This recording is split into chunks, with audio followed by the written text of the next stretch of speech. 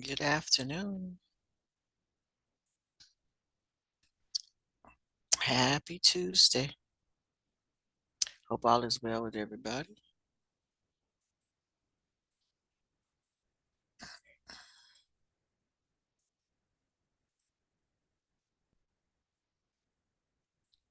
All right, while we're waiting for everybody to come in, you could read over the Canvas unit on 5.7 on meat production. That's what we're going to look at today.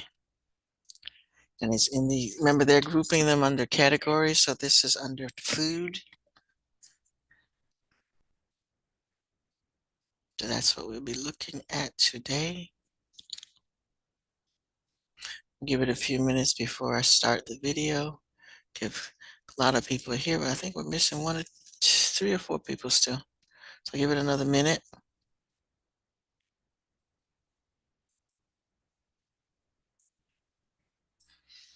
If you haven't submitted your Earth Day project, make sure that you've done that. I think most people have, but there's still some that are out there.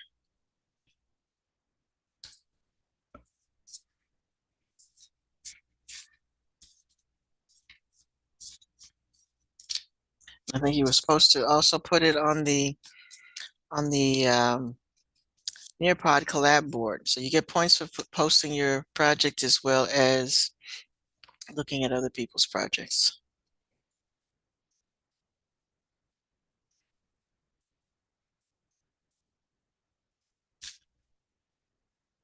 See what pictures they took, what issues they found important.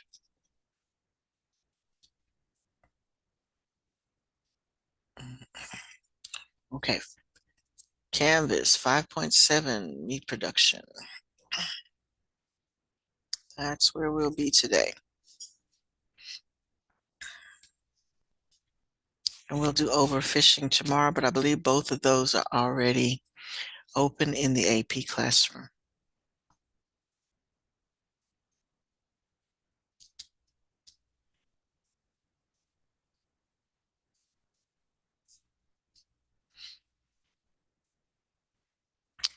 Alrighty.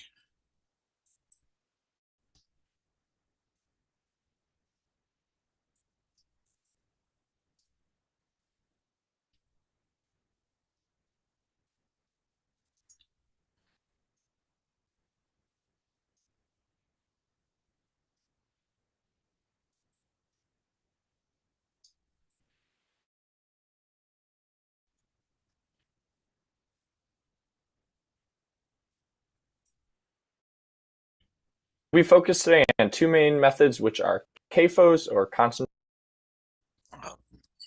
animal, topic 5.7, which is methods of meat production. We'll be focused today on two main methods, which are CAFOs, or concentrated animal feed operations, also known as feedlots, and another form called free-range grazing. And so today we'll be focused on those two methods, but also the environmental impacts that they have, as well as their benefits and drawbacks. Our objective for today is to be able to describe the benefits and drawbacks of CAFOs and free-range grazing, but also to understand the impacts that they have on air and water quality. We need to know why producing meat for human consumption is less efficient than producing plants for human consumption. And then also our skill that we'll practice at the end of today is explaining what data illustrates about an environmental issue. So the first method we'll talk about in terms of meat production is the most common, and that's called a CAFO, or a concentrated animal feeding operation. They're also known as feedlots, and these are large areas where we're going to have a really substantial population of animals all concentrated densely in one area. This is my table state. It's effortless, but still fancy. That's the vibe we want for this table. Did you know the Walmart app has over 500 million items? Jeff knew. Now this girl dad's flying incredibly close to the... Now they're typically fed a grain diet here. It's oftentimes corn, and that's helpful because it makes the animals grow very quickly and it leads to a more efficient production of meat. It also leads to an efficient usage of land, and both of these factors are going to minimize the cost for consumers. So a benefit here is a low cost of meat to the consumer. However, in order to get the animals to grow this fast and to prevent them from catching diseases living in such dense populations, they have to be given both antibiotics and growth hormones. So those are drawbacks. We'll talk about how they can contaminate water eventually. Another problem, though, is that the waste they produce is extremely concentrated. So their waste, their manure, and their liquid waste, their urine, collects in things called manure lagoons. We'll talk about those shortly. And then finally, they're going to produce a lot of greenhouse gases, and that's going to be carbon dioxide, methane, and nitrous oxide. All of these contribute to global climate change. They contribute to warming of the planet. And so that's a really big consequence of animal agriculture. So now we'll talk about manure lagoons, which are basically just large open pits or pools dug into the ground where animal waste is stored. So we can see here we have waste draining from where the animals are living out into this big pond. And that's a problem because there are a lot of potentially damaging pollutants in that waste. So we have ammonia. This is going to be a source of nitrogen. There are the hormones and the antibiotics that the animals are fed. There's also fecal coliform bacteria, and a group of that bacteria that can be potentially harmful to humans is E. coli. So when there's a heavy rain, there's the potential for this manure lagoon to flood.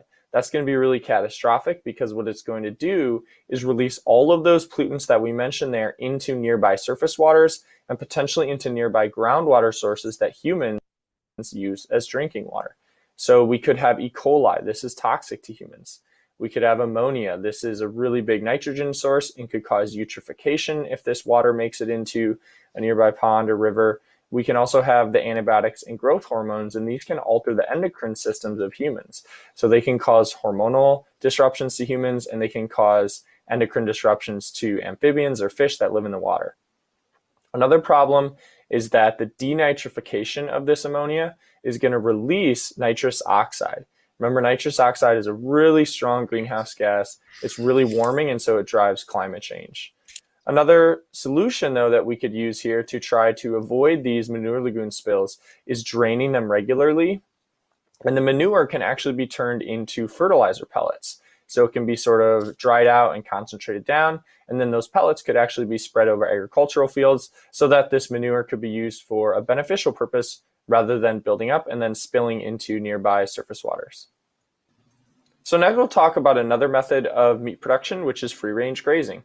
This is where animals, primarily cows, are allowed to graze in a pasture or sometimes what we call rangelands. And this is helpful because they get to eat grass and grow at a natural rate. They also don't have to be given antibiotics because they're in such a dispersed population. So the chance of a disease outbreak is greatly decreased by how spread out they are. As I mentioned earlier, they don't have to be fed antibiotics or growth hormones. They're just going to grow at a much more natural rate here. And we don't have to produce corn to feed to the animals, so they can just graze on grass as they have evolved to do. We also avoid the issue of manure lagoons because their waste is just dispersed naturally over the landscape, doesn't build up in toxic concentrations, and can actually fertilize and improve the quality of the rangelands. It does require more land than CAFOs, and this is going to decrease the efficiency on a per land basis, and that's going to drive up the cost to the consumer. However, there is a benefit of free-range grazing in that oftentimes land that's too dry for conventional agriculture, so growing crops like lettuce or fruits and vegetables or corn, can actually be used for grazing because grasses are generally able to grow in areas that are drier. However, a drawback of free-range grazing is that it can lead to something called overgrazing.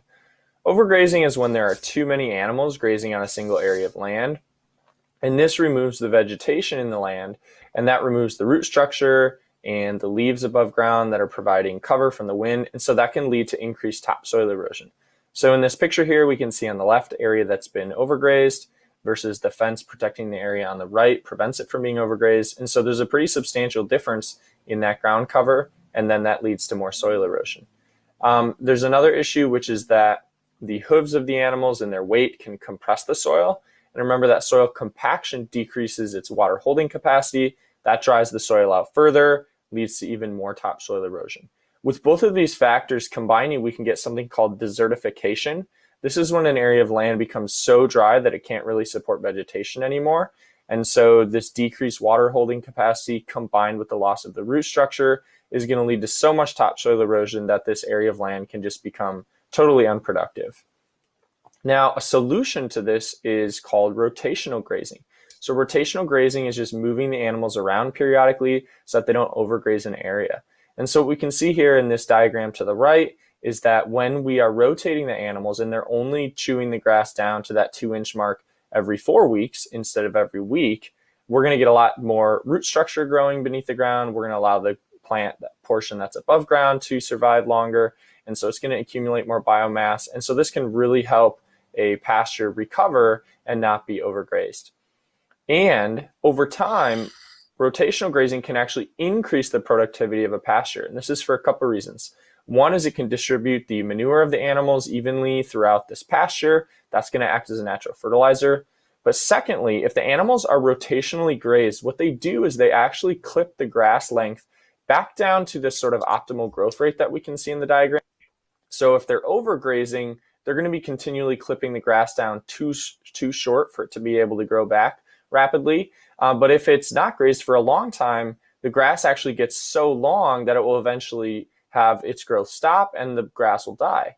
And so if the animals are continually clipping the grass back to this maximum growth rate here, the pasture can actually be more productive than if it weren't grazed. So compared to producing plants for humans to eat, producing meat is far less efficient when it comes to energy, land, and water consumption. In order to produce meat, you need all of the energy that's required to grow the plants, primarily corn, that the animals will be eating, plus a lot of other energy inputs. You need energy needed to bring water to the animals. So oftentimes you have to pump water to them. You need energy to house the animals. And you need energy eventually to slaughter the animals and package them and ship them to the store. Producing meat is also less efficient when it comes to land.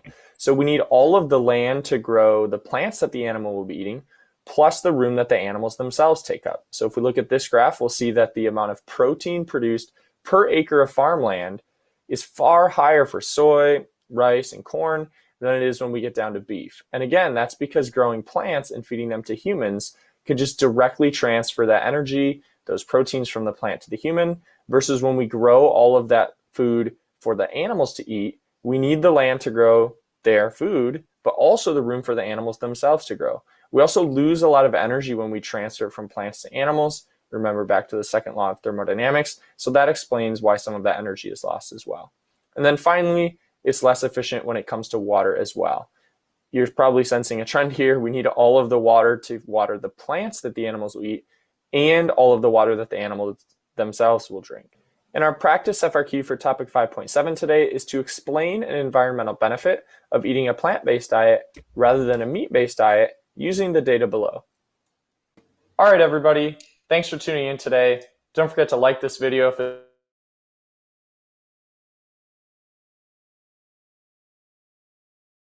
was helpful. Subscribe for future APES video updates. And as always, think like a mountain, write like a scholar. All right, the right like a scholar is for those of you who are getting ready to do the AP exam. You got to remember to write like a scholar. Okay, I will add that FRQ later. In the meantime, you should read over this unit and then do the AP classroom questions for today. If you have any outstanding work, please work on that. Tomorrow we'll do 5.8 and I'll put the two FRQs together, 5.8 and 5.7 together so that they're in one folder. Okay. Something I also wanted to say. So when you go shopping for meats, a lot of times the packaging will tell you that these are free range. The meat that you're buying was from free ranged or concentrated animal breed operations. They don't normally tell you this one, but they will tell you about the free range, and because people want to know that this is healthier for you. Okay, you don't necessarily want the ones that are raised on a farm, like some of the fish, tilapia, and those are raised on a farm because they keep a lot of them in one container, and then they add antibiotics to the container to keep them from having infections. And so the antibiotics get in the fish, and then it gets in you, and then you have bioaccumulation, and that's not a good thing. So free range is, or open range, especially with fish and cattle, is always best when you're shopping. Alrighty, so I will let you work on your AP Classroom. And again, anything that you have missing, I believe I have caught everybody up, but I will check. I have all of the 5.1, 5.11, and 12. Except Brooklyn, did you finish yours? I'll go back and check yours, but I think I had everybody else. Is Gianna here today? No, she is not. Okay.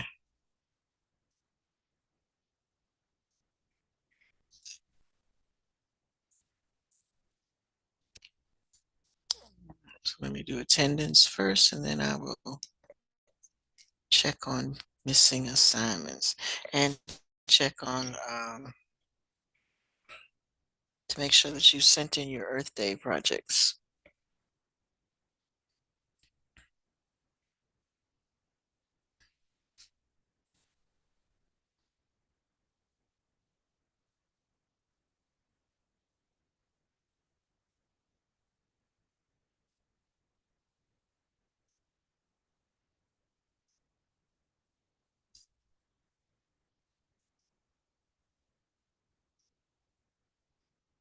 I'm also going to put a discussion question up for the, related to that, being as you had to look at your community. So look out for that in a minute.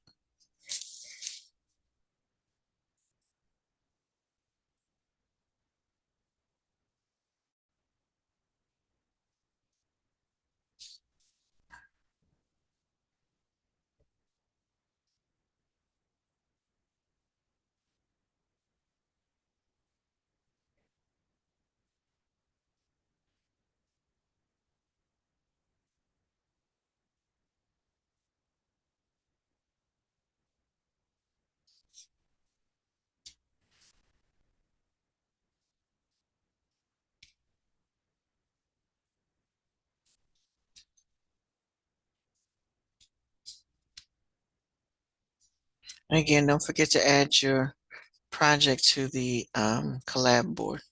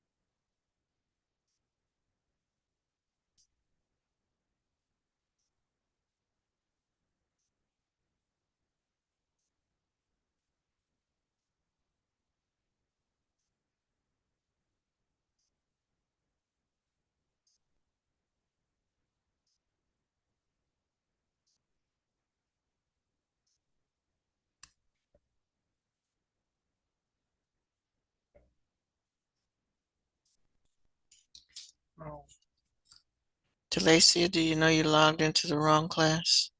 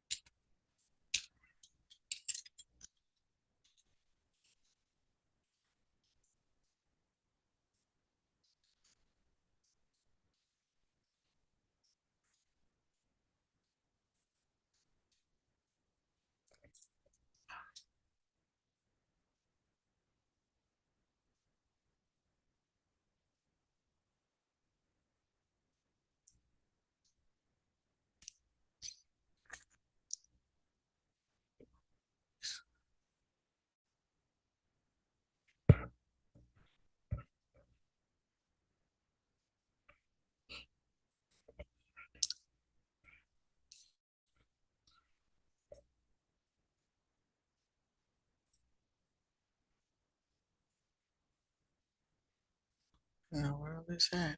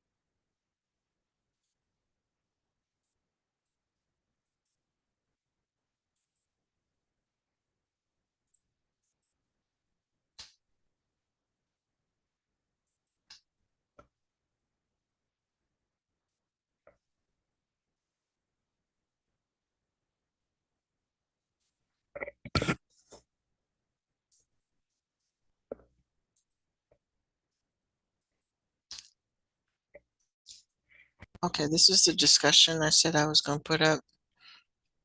So it is a graded discussion.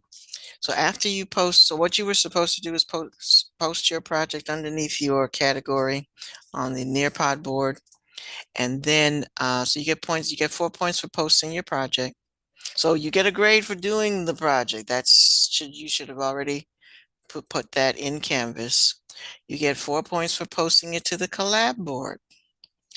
And then you get 6 more points for sharing your views on there are 5 categories. So you only have to look at 3 more. So other of the 4 that are not yours, look at least 3 of them and make a comment on what conditions in Muskogee County stood out to you the most about that project.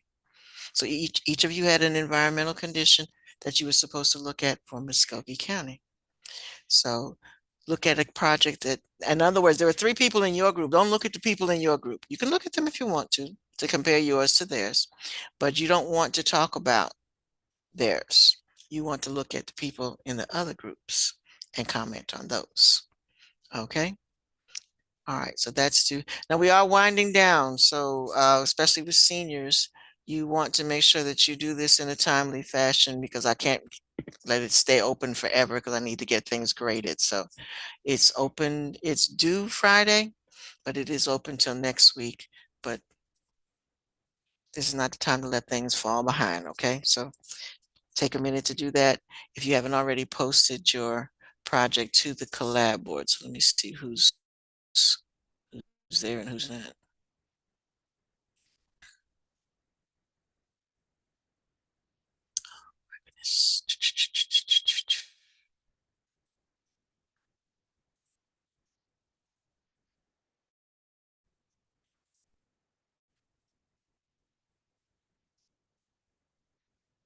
All right, mine is still coming up like that. So maybe that was not the link I needed. Well, that is the link I was. So you go in as you as a student. Let me go in as a student. Let me come out of this. Where'd my resource go? See what y'all are up to. I don't know why when I go in as me, it doesn't show me everything that's up there.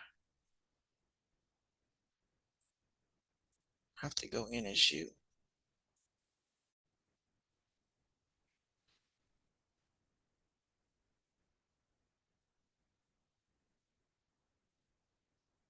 Okay. So we have some projects. This looks like 1, 2, 3, 4, 5, 6 projects. So there's at least one per topic that you can look at other than yours, but you need to make sure that you go ahead and put yours underneath each one of, put it underneath, attach it to your topic, and then people can look at your topic. And when you click on the link like this, it'll open up into their presentation. Okay, so I got 1 there, 2 here. So this team over here, Trash Building, y'all get the grand prize because y'all are submitting your stuff. So thank you very much for that. All right, the other teams, catch up.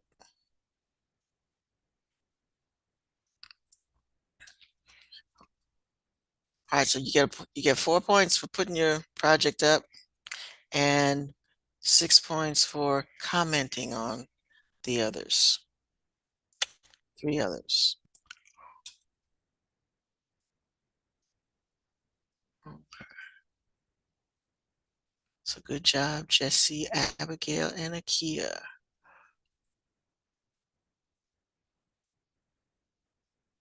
Actually, it's just Jesse, Abigail, and Akia have posted your group. You're missing 1 person from your group, but you're the only group that had 4.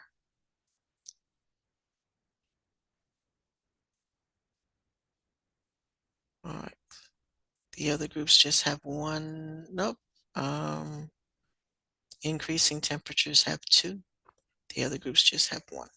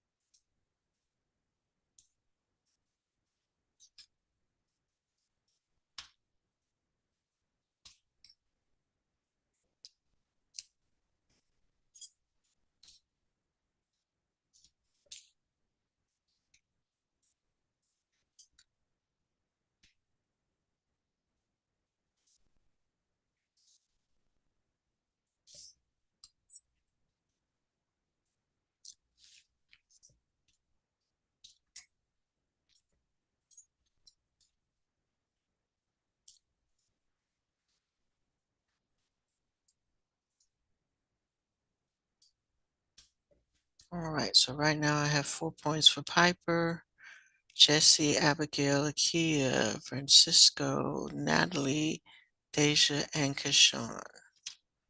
So you got your 4 points already. Got to work on your 6.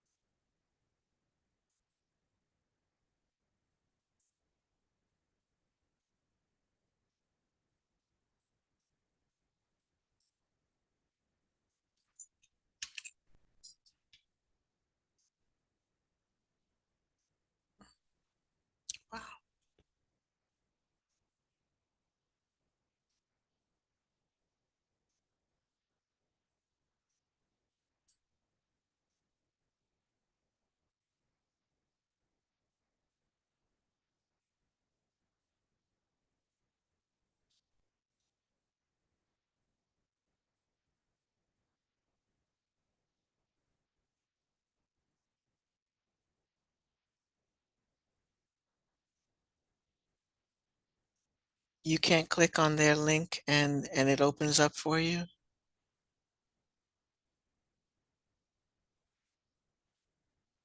Ah, okay, folks. Then ask for it. So that folks, when you're posting, so those of you who have not posted your project, make sure you post it and give access. You have to, and I have that problem a lot of times with some of y'all, that you post things and you don't give access to other readers. Could you go in and give access to change your thing so that when people want to access your poster, your project, they can access it? Or if you click on one that needs access, ask for access, please. But those of you who have already posted, could you go in and give access to those who, anybody who clicks on has access to the assignment, okay? So again, if you have already posted your project, and that would be Akia, Abigail, Francisco, Jesse, Natalie, Kishan, Piper, and Deja, that's you. So Deja, you make sure you give access to yours too. All right, so those of you who have already posted, go back in and check that you have given access for other people to look at it. I didn't try, because that probably would happen to me too, but I'm looking at yours from inside the grade book, so I didn't notice that.